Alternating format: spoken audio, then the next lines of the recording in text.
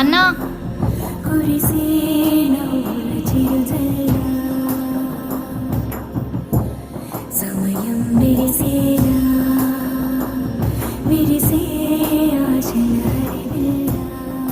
చెల్లి, ఎందుకు ఏడుస్తున్నావు? నువ్వు నిన్న తాగొచ్చావు కదన్నా ఇంటికి. అది ఫ్రెండ్స్తో బయటికి వెళ్ళింటి, అందుకే తాగినా. మరెందుకన్నా అలాంటి వాళ్ళతో ఫ్రెండ్షిప్ చేస్తున్నా? నీకు నేను గుర్తు రాలేదా ఇంట్లో ఒంటరిగా ఉంటానని?